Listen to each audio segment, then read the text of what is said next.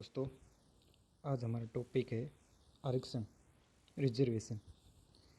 मैं इस टॉपिक में यह नहीं बताऊंगा कि आरक्षण सही है गलत है, और न कि किसी जाति को बढ़ावा दूंगा। इस टॉपिक को आपके सामने लाने का उद्देश्य बस इतना ही है कि आरक्षण क्या है और इसका प्रावधान करने की ज़रूरत क्यों पड़ी, और इसे संविधान में लाने का उद्देश्य क्या है।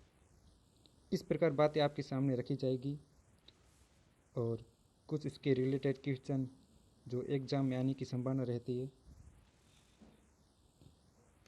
और हमारे चैनल को लाइक, शेयर एंड सब्सक्राइब करें। अब चलते हैं हमारे टॉपिक के साथ।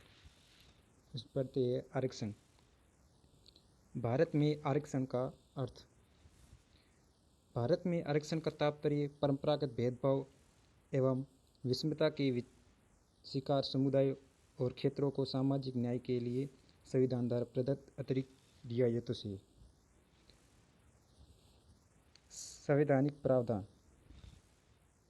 भारतीय संविधान में मूलतः अनुच्छेद 15, 16, 330 एवं 332 में आरक्षण से संबंधित प्रावधान किए गए हैं। शिक्षा के क्षेत्र में आरक्षण। अनुच्छेद 15(5) राज्य को अधिकार देता है कि यह अल्पसंख्यक वर्गों की शिक्षा संस्थाओं को छोड़कर अन्य सभी सरकारी या निजी शिक्षण संस्थानों में, चाहे वे सहायता प्राप्त हो या नहीं, अनुसूचित जातियों और जनजातियों का अन्य पिछड़ी वर्ग अभ्यर्थियों को दाखिले में आरक्षण दे सकता है। ध्यातव्य है कि इस आरक्षण के लिए संविधान में कोई समय सीमा नियत नहीं की गई है। अब राजनीति में आरक्षण। अनुच्छेद 330 में लोकसभा की सीटों के लिए अनुसूचित जातियों एवं जनजातियों को जनसंख्या के अनुपात में आरक्षण का प्रावधान किया गया है। और इसी तरह अनुच्छेद 332 में राज्य की जनसंख्या के आधार पर राज्य विधानसभा में आरक्षण का प्रावधान किया गया है। पंचायत एवं नगर पालिका स्तर पर भी इस आरक्षण का प्रावधान किया गया है। बढ़ते अगले पेज में। लोक नियोजन में आरक्षण। अनुच्छेद 16 धारा 4। अनुच्छेद 16(4) के अंतर्गत राज्य को यह शक्ति दी गई है कि वे पिछड़े हुए नागरिकों के किसी वर्ग के पक्ष में जिसका प्रतिनिधि राज्य की राय में और राज्य के अधीन सेवा में पर्याप्त नहीं है, नियुक्तियों या पदों के आरक्षण के लिए उपबंध कर सकेगा। ज्ञात रहे कि संविधान में इस आरक्षण के लिए कोई समय सीमा नियत नहीं की गई है। संविधान का यह अनुच्छेद काफ़ी विवादास्पद रहा है और इसे लेकर कई भ्रांतियाँ भी सामान्य हैं, जिनमें कुछ विवाद निम्नलिखित है। इसमें पिछड़ा वर्ग का निर्धारण कौन करेगा। संविधान में पिछड़े वर्ग की कोई निश्चित परिभाषा नहीं दी गई है। अनुच्छेद 340 के तहत यह प्रावधान किया गया है कि राष्ट्रपति पिछड़े वर्गों की पहचान करने के लिए एक आयोग का गठन करेगा। अनुच्छेद 340 में। अनुच्छेद 338 के तहत राष्ट्रीय अनुसूचित जाति और जनजाति आयोग के गठन का प्रावधान किया गया है। अनुच्छेद 338 पिछड़े वर्गों के निर्धारण का निर्णय न्यायिक पुनरीक्षण के अधीन है। आरक्षण की अधिकतम सीमा क्या है।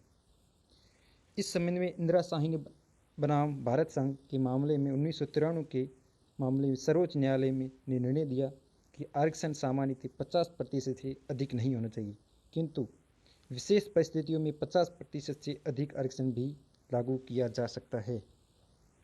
आरक्षण किसे मिलना चाहिए। यह अत्यंत महत्वपूर्ण तथ्य है कि भारतीय संविधान धार्मिक आधार पर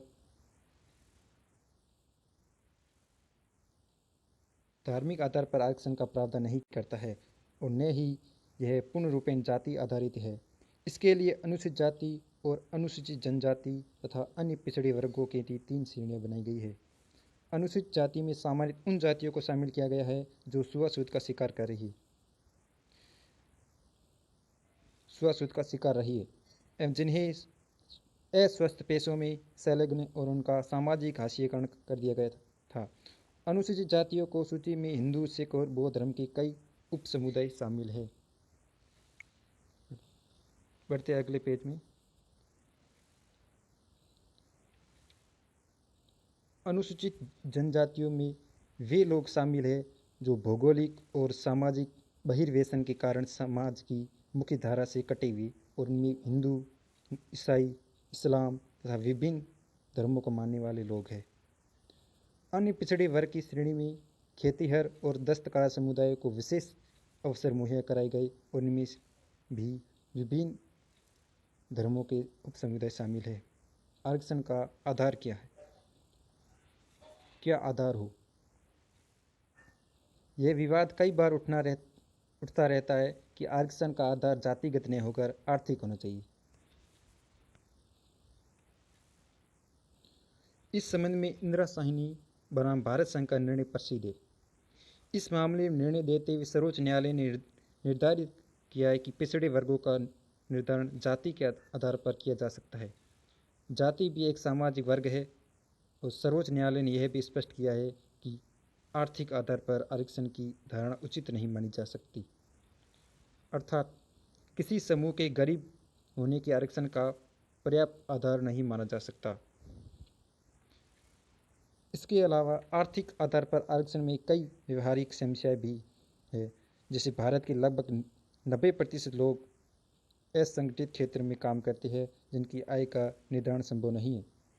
साथ ही कोई गरीब है या नहीं इसके भी निश्चित पहचान नहीं है। सबसे महत्वपूर्ण बात यह है कि आरक्षण का मूल उद्देश्य आर्थिक विकास नहीं बल्कि सामाजिक समानता की स्थापना करना है। मूल उद्देश्य जिस समय संसद में संविधान के अनुच्छेद 15 की धारा 4 में संशोधन पर बहस हो रही थी, उसी समय जवाहरलाल नेहरू ने कहा था कि सामाजिक पिछड़ेपन को आर्थिक पिछड़ेपन से प्रतिस्थापित नहीं किया जा सकता। भारत में पिछड़ेपन की प्रकृति सामाजिक है और इसका ताल्लुक समूहों और समुदायों से है जिनके साथ अतीत में नासाफिया होती रही है। डॉक्टर अंबेडकर ने इस बात को स्पष्टता से कहा है कि अन्य पिछड़े वर्ग एक आर्थिक वर्ग नहीं होकर जातियों का एक संग्रह है। संविधान में मूलतः पिछड़ेपन का आधार आर्थिक नहीं बल्कि सामाजिक तय किया गया था। पढ़ते अगले पेज में। आरक्षण की तार्किकरण का एक तरीका यह हो सकता है कि लाभार्थी जातियों में आरक्षण का लाभ उठा सके 2 पीढ़ियों के बाद उसके आरक्षण संबंधी लाभ में कुछ कमी कर दी जाए अथवा समाप्त कर दिया जाए एवं अन्य पिछड़े वर्गों में क्रीमी लेयर तथा अनक्रीमी लेयर की अवधारणा को सख्ती से लागू किया जाए। हालांकि आरक्षण पर पुनर्विचार हेतु आयोग का गठन करना एक बेहतर समाधान हो सकता है। अंतरजातीय विवाह का मामला। सामान्यतः पति की जाति से बच्चे की जाति का निर्धारण किया जाएगा, किंतु सर्वोच्च न्यायालय ने अपने एक निर्णय में कहा है कि यदि कोई साबित कर दे कि उसकी परवरिश में माता की नहीं बल्कि माँ की सामाजिक, आर्थिक और परिस्थितियाँ प्रभावी रही है तो उसे विशिष्ट मामला मानते हुए माँ की जाति या वर्ग के अनुसार बच्चे को आरक्षण देने और न देने का फैसला किया जा सकेगा। बढ़ते अगले पेज में मोस्ट इम्पोर्टेंट क्वेश्चन है जिसमें पहले संविधान में किस अनुच्छेद के तहत राज्यों की विधानसभाओं में अनुसूचित जाति और अनुसूचित जनजातियों के लिए स्थानों का आरक्षण दिया गया है? आर्टिकल 332 के तहत। कौन सी जाति अनुसूचित मानी जाएगी यह निश्चित करने का अधिकार किसे? राष्ट्रपति को। किसी राज्य विशेष के संदर्भ में किसी जाति को अनुसूचित जाति घोषित करने की शक्ति राष्ट्रपति को किस अनुच्छेद के तहत प्रदान किया गया है? आर्टिकल 341 के तहत। राष्ट्रपति किस अनुच्छेद के तहत किसी जाति को अनुसूचित जनजाति की सूची में शामिल कर सकता है? आर्टिकल 342 के तहत। संविधान के किस अनुच्छेद के तहत अनुसूचित जनजातियों के लिए राष्ट्रीय आयोग का प्रावधान किया गया है? आर्टिकल 348 ए के तहत। किस संविधान संशोधन द्वारा अनुसूचित जाति एवं अनुसूचित जनजातियों के लिए पृथक पृथक राष्ट्रीय आयोग गठित करने का प्रावधान किया गया है। 89वां संविधान संशोधन अधिनियम 2003 द्वारा। राष्ट्रपति लोकसभा में कितने आंग्ल भारतीय सदस्यों को मनोनीत कर सकता है? 2 सदस्यों को। ये किसमें प्रावधान है? अनुच्छेद 331 के तहत। राज्य विधानसभा में एक आंग्ल भारतीय सदस्य को कौन मनोनीत करता है? राज्यपाल। आर्टिकल 333 के तहत। भारत के किसके संप्रभु का उप राज्यपाल और विधानसभा में 2 महिला सदस्यों को मनोनीत करता है? जम्मू कश्मीर का। किन राज्यों में जनजातियों के कल्याण के लिए एक मंत्री का प्रावधान किया गया है? झारखंड, छत्तीसगढ़, मध्य प्रदेश और उड़ीसा में आर्टिकल 164 के तहत।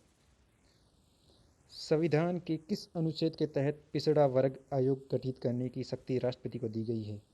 आर्टिकल 340। काका कालेलकर आयोग का गठन कब किया गया? जनवरी 1953 में। प्रथम पिछड़ा वर्ग आयोग किसकी अध्यक्षता में गठित किया गया था? काका कालेलकर की अध्यक्षता में। 1 जनवरी 1979 में द्वितीय पिछड़ा वर्ग आयोग मंडल आयोग किसकी अध्यक्षता में गठित किया गया? विंदेश्वरी प्रसाद मंडल वीपी मंडल की अध्यक्षता में किया गया। पिछड़े वर्गों के लिए केंद्र सरकार की नौकरियों में 27% आरक्षण संबंधी प्रावधान की सिफारिश किस आयोग ने की? वीपी मंडल आयोग द्वारा सिफारिश की गई। राष्ट्रपति द्वारा निर्दिष्ट अनुसूचित जाति और अनुसूचित जनजाति की सूची में किसे परिवर्तन करने की शक्ति है? संसद को। राष्ट्रीय पिछड़ा वर्ग आयोग की स्थापना कब की गई? 1993 में। बढ़ते हैं अगले पेज में। आज के लिए बस इतना ही। हमारे इस YouTube channel JK online study को लाइक, शेयर एंड सब्सक्राइब जरूर करें।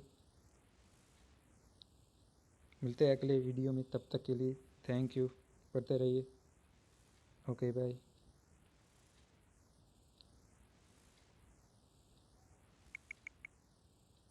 Like,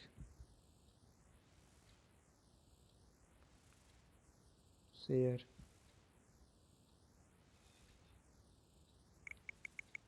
and subscribe.